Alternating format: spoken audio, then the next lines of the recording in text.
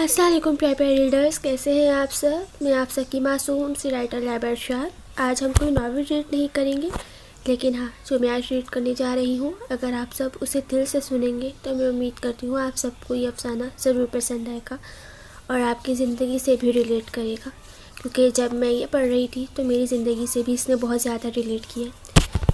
चलें आए स्टार्ट करते हैं। प्लीज़ फीडबैक लाजमी दीजिएगा। उन्वान अनन्नाह फ़लस्तीनी, राइटर हानिया हमदानी, वॉइस ओवर मैं खुद लैब अरशाद। मौजू हम फ़लस्तीनी कैसे बन सकते हैं, हम फ़लस्तीन की मदद कैसे कर सकते हैं। किरदार एक ऐसी लड़की का जिसके वालिद नेवी में काम करते हैं। वो इस्लामाबाद में मरगला हिल्स के बीचों बीच बने ब्लॉक के एक घर में रहती है। बिस्मिल्लाहिर्रहमानिर्रहीम। कितने खूबसूरत कपड़े हैं ना ये, देखो ज़रा, फरवा की शादी के लिए ना ले लें। उसने नज़रें उठा कर देखा, करते गायब दिमागी के आलम में दोबारा किसी सोच में गर्क हो गई। दफ़ा हो पता नहीं किस सोच में गुम हो, कब से लगा रखी है। वो उसको कोसती वहाँ से चली गई, मगर उसने कोई नोटिस नहीं लिया। अजीब सी उदासी ने उसे अपनी लपेट में ले रखा था। ऐसा लगता था आज नहीं तो कल दुनिया ख़त्म हो जाएगी। उसको हर चीज़ से खौफ आ रहा था। दिन में ये खौफ कम होता था, लेकिन जैसे जैसे शाम होती हैबतनाक वहशत ज़्यादा होती चली जाती। नींद आते आते जहन अजीब खौफनाक मंजरों में फंसा रहता और सो जाने के बाद आने वाले ख्वाब पूरी रात सोते हुए भी बेचैन रखते और सुबह उठ जाने पर कितनी देर मन ख्वाबों के असर में रहती। क्या चीज़ है दुनिया, और न जाने कब ख़त्म हो जानी थी। ये ख़त्म तो हो जाएगी, मैं आगे जाकर क्या करूँगी, कि न माल पर मेरी बख्शिश होगी।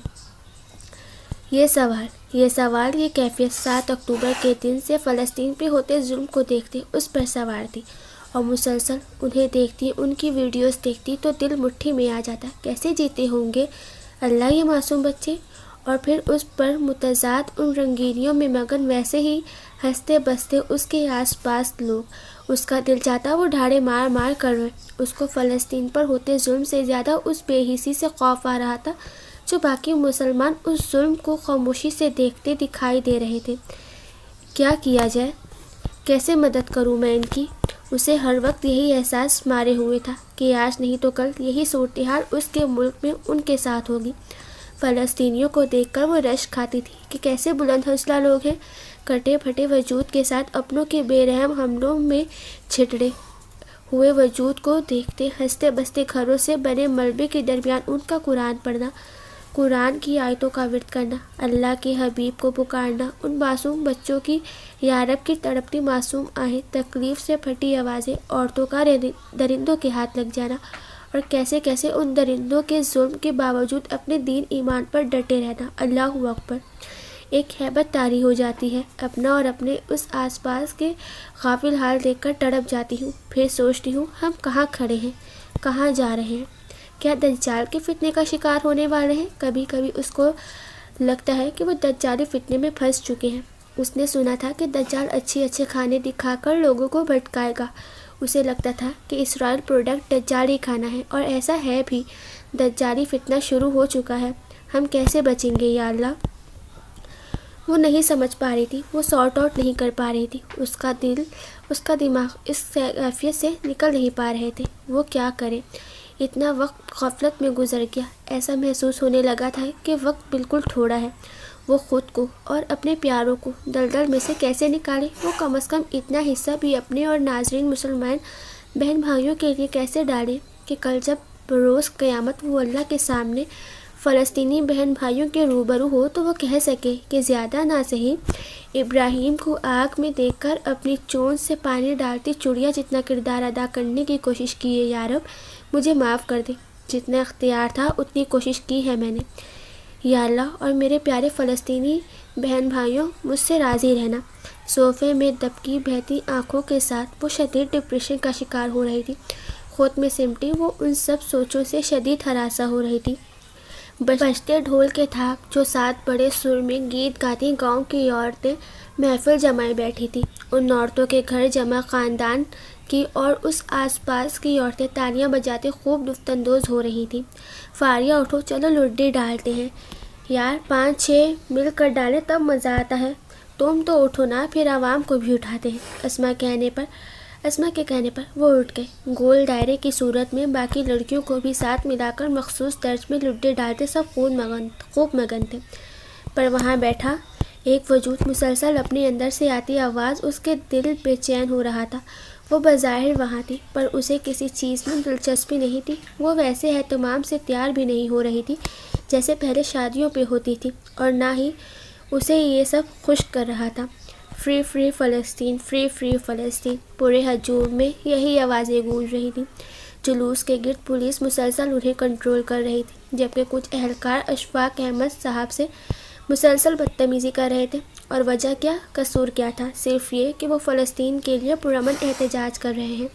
باقیوں کی طرح ضمیر نہیں مارا تھا انہوں نے اپنے ملک میں جہاں ہم آزاد ہیں، بااختیار ہیں، وہاں درد انسانیت رکھنے والے ایک ایسے انسان کو یہ حق حاصل نہیں کہ وہ درندوں کی درندگی کے خلاف بول سکے۔ وہ نوجوان نسل کو دلدل سے نکالنے کی کوشش میں ہیں، اور وہ سب انہیں دلدل سے نکلتا دیکھ شدید پریشان۔ ایسے عظیم بے ضمیر اور بااختیار لوگوں کو چاہیے وہ حکومت سے تعلق رکھتے ہوں یا عوام سے، وہ سب دجالی فتنے کو یہودیوں کے ساتھ ہاتھوں ناچتے پروموٹ کر رہے ہیں۔ مسلسل سیف اسوا کمپین کی انسٹا پیج پہ یہ دیکھتے ایک دم اس نے اپنی فالوئنگ لسٹ کھولی، اور وہاں موجود ہر اس ایکٹر، سیلیبریٹی اور انسان جو اسرائیل کے ڈر سے چپ ہو کر اپنا اختیار استعمال نہیں کر رہا، آواز نہیں اٹھا رہا، انہیں انفالو کر دیا۔ پھر اپنے فلسطین کے انسٹا اکاؤنٹ کی وہ پوسٹ دیکھی جو اس نے اس ظلم کی شروعات میں لگائی تھی۔ اس کو کیپشن نظر آیا جس نے ایک لڑکے کا اسکرین شاٹ لے کر لگایا تھا: "It's been 75 years of occupations or struggles as Palestinian people did not start on 7 October. I know it's been too long, but don't get bored of talking and posting about Palestinian. We Palestinians need your voice and support. Don't leave Palestine and Palestinian alone." ایک دم جیسے وہ نیند سے جاگ گئی تھی، اس نے غور کیا کہ وہ زندگی میں مگن ہو کر فلسطین کو بھول گئی تھی۔ شروع میں نمرہ کی شادی سے پہلے اور اس کے دوران وہ کتنی ہراس اور خوفزدہ تھی۔ اس کا دل ہر وقت اداس رہتا اپنے فلسطین میں بہن بھائیوں کا دکھ دیکھا۔ جب بھی وہ سوشل میڈیا یوز کرتی تو یہ فلسطین کے لوگوں کو دیکھنا، انہیں فالو کرنا، لائک، کمنٹ، شیئر کرنا، روزانہ ان کے لیے واٹس ایپ، انسٹا اسٹیٹس لگانا معمول تھا۔ اسے یاد آیا وہ ایک ماہ سے بھولنے لگی تھی۔ اسے پھر رمضان میں دوبارہ شدت سے احساس ہوا۔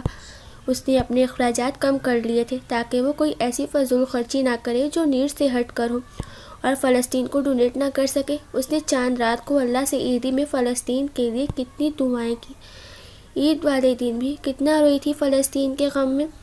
اس نے اچھے کپڑے پہنے، سب سے اچھے سے رہی، اسے رسمیں دنیا سب سے نبھایا، لیکن وہ فلسطین اور اس کا غم نہیں بھولی تھی۔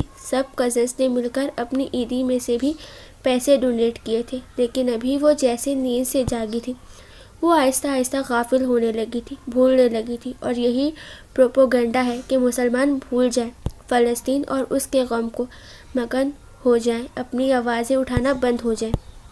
یہ سب ریئلائز کرتے شدید شرمندگی اس کی آنکھیں نم ہو گئی۔ اس سب میں سے ایک چیز جس پر وہ قائم تھی وہ تھا اسرائیل پروڈکٹ سے بائیکاٹ۔ وہ اس نے ہر حد تک کیا تھا اور اب تک کر رہی تھی۔ وہ سب چیزیں استعمال نہ کرنا اس کے لیے آسان ہو گیا تھا، جیسے حرام چیزیں نہ کھانا۔ یہ سب شاید اس کی عادت میں شامل ہو گیا تھا۔ ایک روز ایک شخص کی پوسٹ اس کی نظر سے گزری: "Listen Israel, I was not born Palestinian, but you have made me Palestinian. Your cruelty, your regimes, your mendacity, your crimes have burned the loves of Palestine into my heart because to love justice, to love Palestine, brave, beautiful Palestine." اور اس دن اسے احساس ہوا کہ ان کی آواز اٹھانے کے لیے ساتھ جو دوسرا کام فلسطینی کو زندہ رکھنے کے لیے کرنا ہے وہ ہے فلسطینی بن جانا۔ فلسطینی کیسے بنا جائے فلسطینی؟ اس نے غور کیا، وہاں کے لوگ کی سب سے بڑی طاقت اللہ کی یاد، رسول اللہ صلی اللہ علیہ وسلم کی محبت اور قرآن پاک کی سمجھ ہے۔ ان کے چھوٹے چھوٹے بچے بھی قرآن پاک اتنی خوبصورتی سے زبانی پڑھ رہے ہوتے ہیں کہ اللہ اکبر، اتنی مشکلات میں وہ گزارا کر رہے ہیں۔ کسی اور ملک کے مسلمان ہوتے تو کب سے ہار مان جاتے، پر وہ اب تک ڈٹے ہوئے ہیں۔ کس طاقت نے انہیں اتنی ہمت دی ہوئی ہے؟ کون انہیں راہ دکھا رہا ہے؟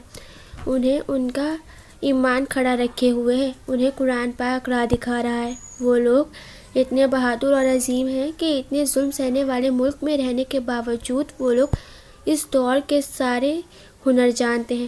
وہاں کے نوجوان، بچے، بوڑھے سب ہی صحیح معنوں میں پروڈکٹ لائف گزار رہے ہیں۔ سب اپنی صلاحیتوں اور انرجی کا پورا استعمال کرتے تھے اور کرتے ہیں۔ اب بھی جنگی صورتحال میں بھی وہ لوگ پودے لگاتے صاف ستھرے ٹینٹوں میں نظر آتے ہیں۔ انہوں نے اپنے گھر آسائشوں سے بھرے ہوئے تھے، مگر اب جب کچھ بھی نہیں، ان کی رہن سہن سے سلیقہ اور وقار جھلکتا ہے۔ ہم خود سے سوال کریں، ہم سب ہونے کے باوجود بھی کیا سلیقے اور وقار سے رہتے ہیں؟ مجھے نہیں لگتا کہ کوئی اس پرامن صورتحال میں بھی پودے لگانے اور انہیں بڑا کرنے کے بارے میں سوچتا ہوگا۔ کوئی چند ایک نایاب ہی پائے جاتے ہیں، وگرنہ ہمیں شاید ضرورت ہے کہ ہم فلسطینی بنیں۔ قرآن پاک سے جڑ کر ان سے سیکھنا ہے۔ قرآن جتنی محبت اور خوبصورتی سے وہ پڑھتے ہیں، ان سے زندگی کا ڈھنگ طریقہ سیکھنا ہے، باوقار اور بہادر ہونا ہے، اپنی توانائیوں اور صلاحیتیں خرچ کر کے خود کو ورتھ ایبل بنانا ہے۔ ایسے بننا ہے فلسطینی، تو فلسطین اور فلسطینیوں کی قربانیاں رائگاں نہیں جائیں گی۔ اگر سوئے ہوئے مسلمان جاگ گئے تو ویسے پھر ہر وہ جگہ فلسطین ہوگی جہاں ایسے مسلمان رہتے ہوں گے۔ ریسرچ ورک کے لیے وہ لوگ گستر کے علاقے میں آئے ہوئے تھے۔ سب کے ساتھ ضروری سامان موجود تھا۔ وہ ابھی اپنے ایک دفعہ چیک کر رہی تھی، اس میں چھوٹی چھوٹی کھانے کی نان اسٹرائل پروڈکٹس اور پانی کی ایک بوتل موجود تھی۔ صبح 6 بجے کے نکلے وہ 2 گھنٹے میں سفر طے کرتے وہاں پہنچ چکے تھے۔ وہاں معائنہ کرتی چیزیں کو نوٹس میں لیتے ایک دفعہ اس کی ساتھی نے پوچھا کہ وہ اس کا پانی پی لے تو اس نے دے دیا، پھر اپنے کام میں مگن ہو گئی۔ گرمی کافی شدید تھی، پسینے میں سب بھیگے گرمی سے بے حال ہو رہے تھے۔